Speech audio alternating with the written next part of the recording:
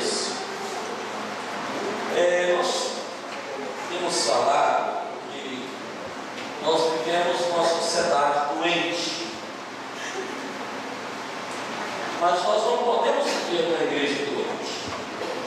É diferente. Mesmo que a gente sofra as influências da sociedade, de uma forma sistêmica, a condição social, religiosa, política nos afeta, mas nós temos algo diferente.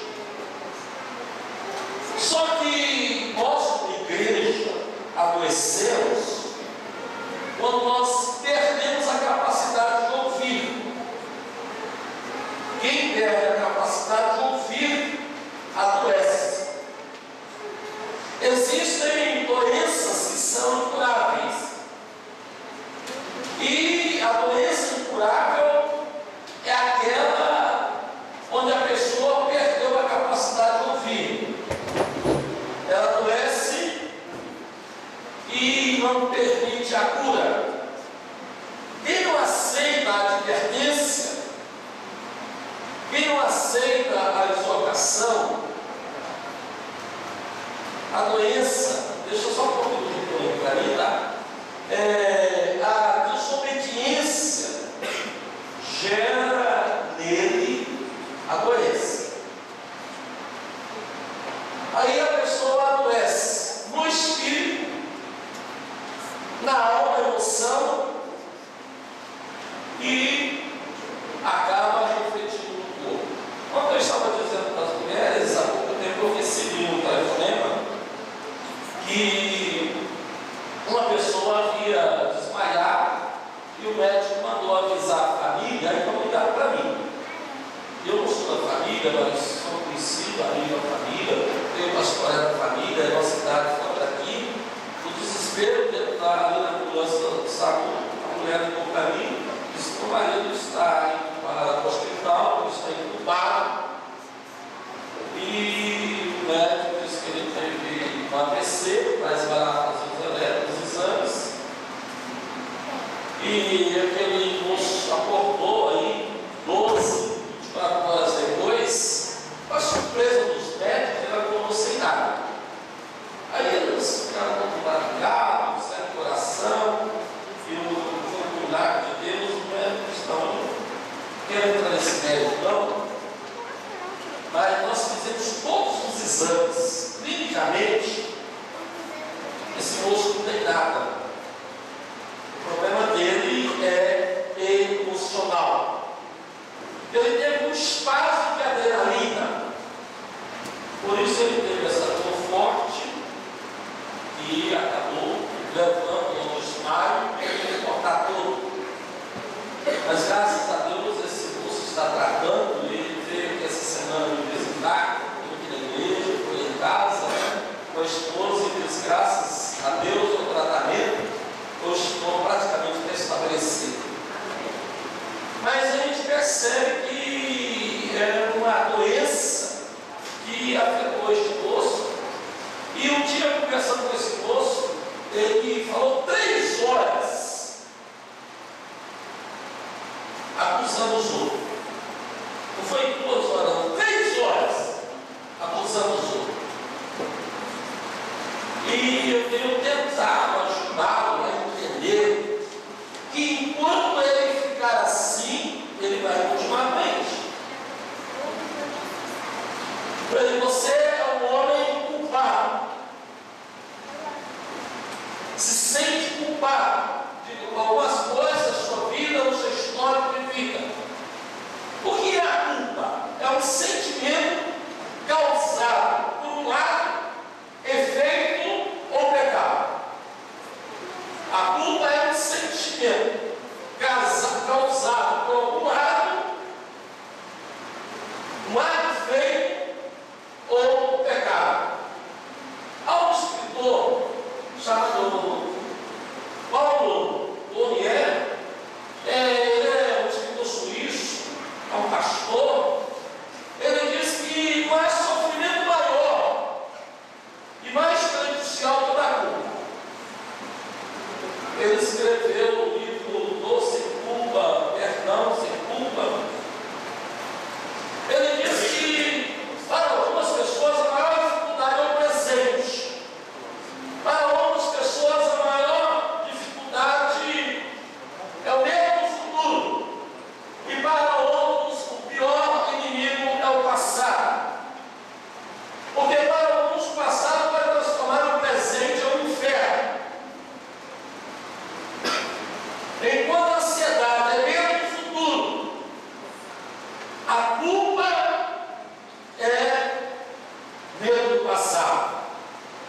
E o apóstolo Paulo, quando escreveu à igreja de Roma, Paulo escreve um tratado para mostrar a natureza da culpa. A carta de Paulo aos Romanos, principalmente até o capítulo 8, é um tratado teológico para falar da natureza da culpa. E a partir do capítulo 8, ele vai falar da culpa, é da dor sem culpa. E querido irmão e irmã, a primeira coisa que Paulo fala da ampla acusação do capítulo 1. Ele diz: todos são culpados. O pior crime, Paulo diz, é nós nos sentimos morais. Paulo fala da moralidade quando a pessoa se sente que ela é uma pessoa moral. E uma pessoa moral, ela pode se tornar uma pessoa fria, indiferente, porque ela se acha bonzinho, certinho e frio. Você vê a oração do pecador e do fariseu. O pecador chegou lá e disse: eu sou pecador, eu sou tímido. O fariseu disse: eu não sou como os demais. Lembra bem lá de Lucas da oração. O pecador não justifica nada. O pecador chega, rasga o seu coração, rasga a sua alma e diz: olha, eu sou essa pessoa, não sou merecedor de nada. O fariseu justifica. Eu quero dizer para você que todo crente fariseu é um justificador, mas não é um justificado pela graça de Deus. Eu vou repetir para você: todo religioso, na prática do pecado, é um justificador, mas não é um justificado pela graça de Deus. Então Paulo diz o seguinte: essas pessoas que vivem da moralidade, na verdade, ela é imoral. Porque ela transformou o pecado em iniquidade. O que é o pecado transformado em iniquidade? É um pecado cometido várias vezes. Uma coisa é o ato da desobediência. Eu fiz um voto de fidelidade a Deus. Fiz um voto a Deus e a minha mulher. Quebrar esse voto de fidelidade que eu fiz a ela é um pecado. Quebrar várias vezes é cair em iniquidade. É isso que nós precisamos entender. Isso não é só com respeito à vida conjugal, é em qualquer esfera da vida. Paulo fala que na carta aos Romanos, no capítulo 2, que há os autos justificados, desprezam a justiça de Deus, a bondade de Deus, acha que o cristianismo é sinônimo de moral ou imoral.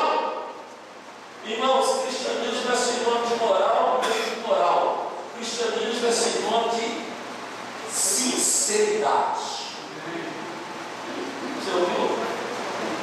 Cristianismo é sinônimo de moral e nem de imoral. Cristianismo é sinônimo de sinceridade.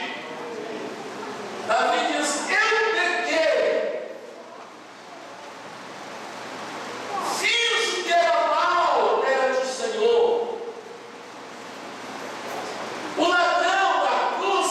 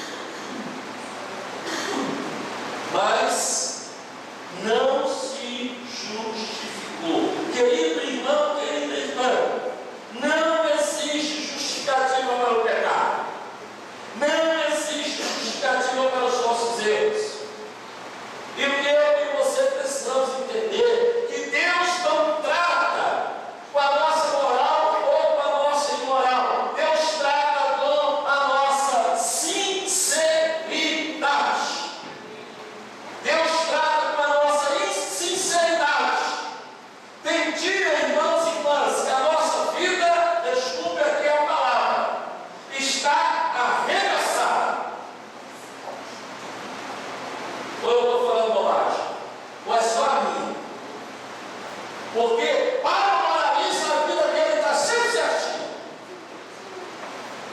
Tem dia que a nossa vida está um bombardeio. Mas a nossa vida bombardeada, arregaçada, machucada, doída, nós não podemos olhar para Deus e dizer para Deus assim: Deus, veja como eu sou bonzinho, veja quantos anos eu estou na igreja, veja, Deus, tudo que eu faço, veja, eu sou reverendo, eu sou presbítero da igreja, eu sou SD. Não!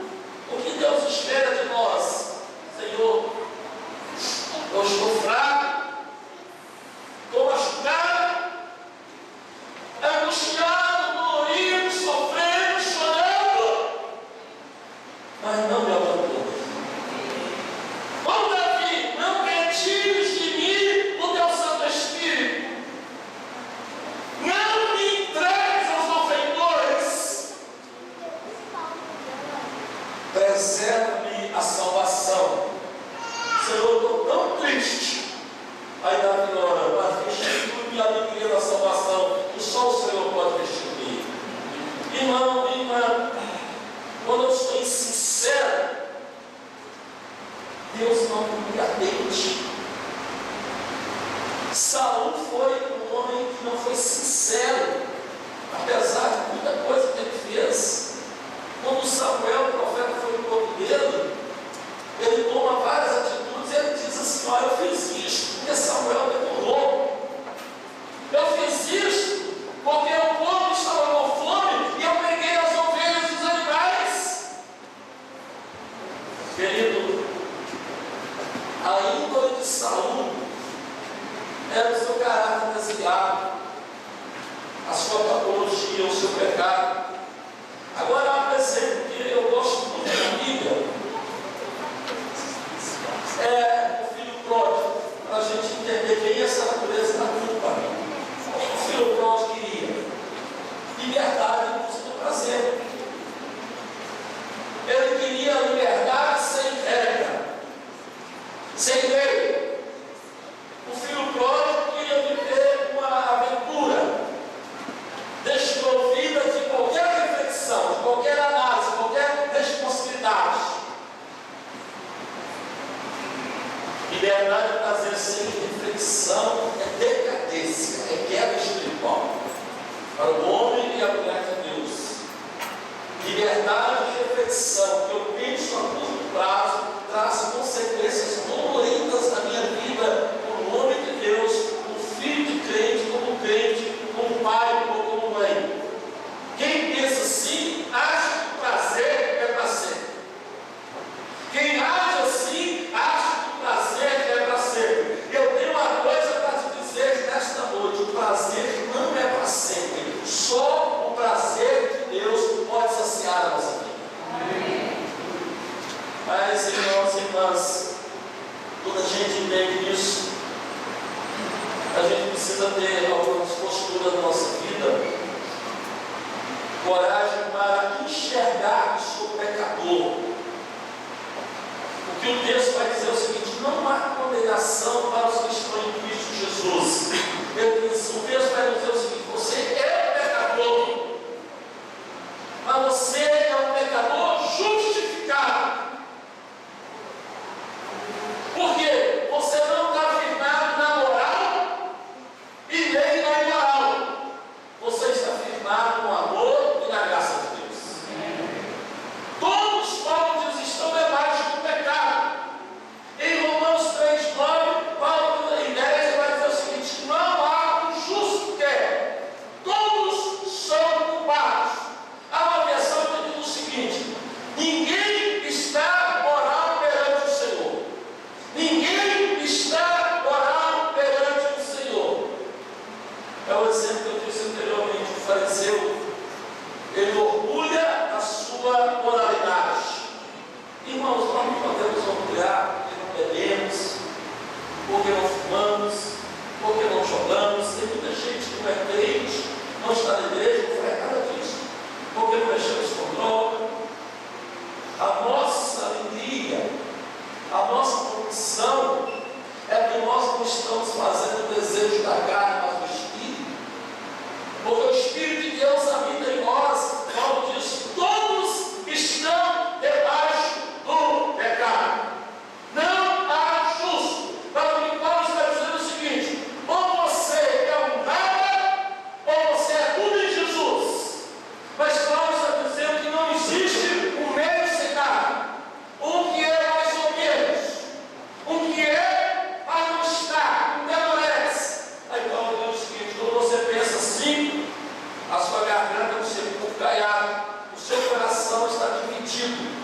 Eu quero dizer para você que Deus não habita em coração dividido.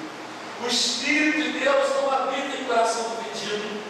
Deus não tem quartinho da bagunça, Deus não tem quartinho do lixo, Deus não tem quartinho da miséria, da pobreza.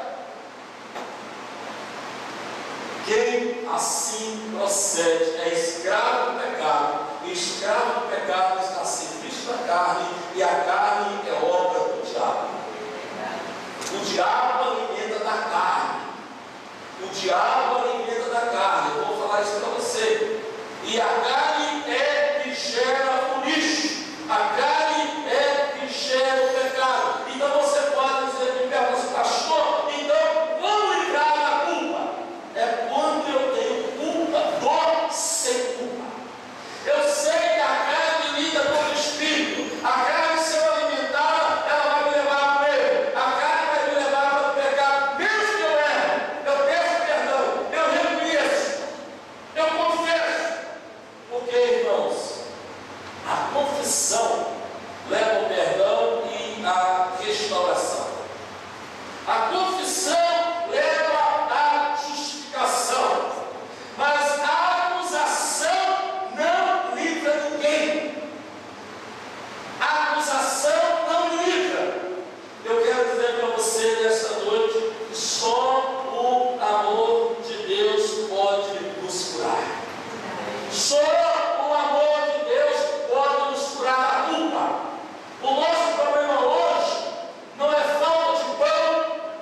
O nosso problema hoje não é falta de escola dominical. O nosso problema hoje não é falta de discipular. Não é falta de fome. O nosso problema hoje falta sinceridade. Falta sinceridade. Aí eu me converto. Obrigado. Eu me converto, mas eu erro. O que acontece? A culpa depois da conversão. A culpa sem a conversão me leva ao pesadelo. A culpa sem a conversão me leva ao remorso. Mas a culpa depois da conversão, ela me leva à confissão, ela me leva ao arrependimento, ela me leva à humilhação. E eu estou seguro, não na acusação, eu estou seguro no amor revelado de Deus em Cristo Jesus. Aleluia! Preste atenção nisso. Se você entender isso, nós entendemos muita coisa na vida cristã. A culpa, depois, meus irmãos,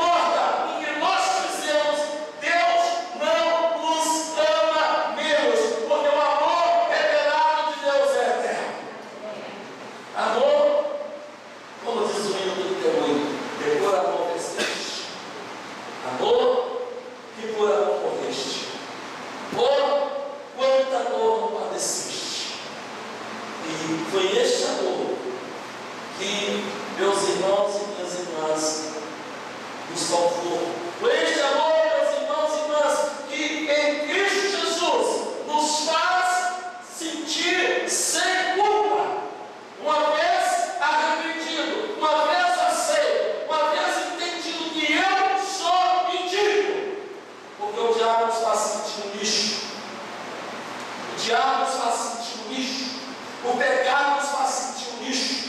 Eu nunca vi uma pessoa em pecado feliz, eu nunca vi uma pessoa em pecado realizada, mesmo que tem carro, que tem dinheiro. Meus irmãos, você conversa e você tenta aproximar e você percebe um vazio, você percebe uma crise existencial, você percebe que as pessoas a cada dia têm se tornado um lixo como fruto do pecado e um tormento em suas vidas.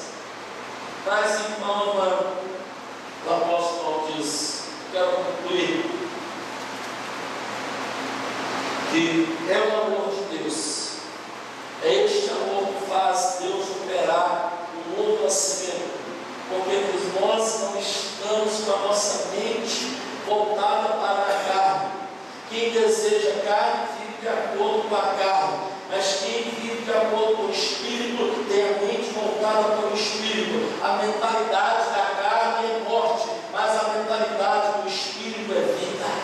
E só o amor de Deus na vida, só o amor de Deus traz a gente a levar a ter esse entendimento. Concluindo, 3 coisas para concluir. Pelo novo Paulo, ela me disse o seguinte: o que nós somos é presente de Deus para nós. O que nós somos é presente de Deus para nós. Repita comigo. Outra vez, fala isso com mais convicção. O que nós somos, você é o que é, porque você é um presente de Deus. Você pode dar uma glória a Deus?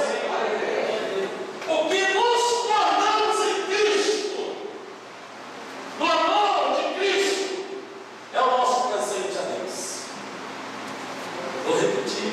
O que nos tornamos em Cristo, no amor de Deus em Cristo, é o nosso presente para Ele. O que eu me torno no Espírito, o que eu me torno na graça, o que eu me torno sem a condenação, é o meu presente para Deus. O meu presente para Deus é dizer: Deus, eu acredito que o Espírito gerado pelo Espírito e pela palavra de Deus tem poder para crucificar e matar o corpo. Amém? É o que eu me torno. Terceiro, aí eu vou acrescentar um pensamento meu ao pensamento deste escritor. O que eu deixo de ser em Cristo é a minha oferta ao diabo. Então, 2 pensamentos: que nós somos é o presente de Deus para nós, o que nos tornamos na conversão, na justificação, sem condenação, é o nosso presente para Deus. Mas o que eu deixo de ser, alimentando a carne, alimentando o pecado, satisfazendo o corpo, é a minha oferta ao diabo. E Paulo diz: vocês não foram criados para a morte, vocês foram criados para a vida. Glória a Deus. Querido, querida, que Deus nos abençoe e que Ele faça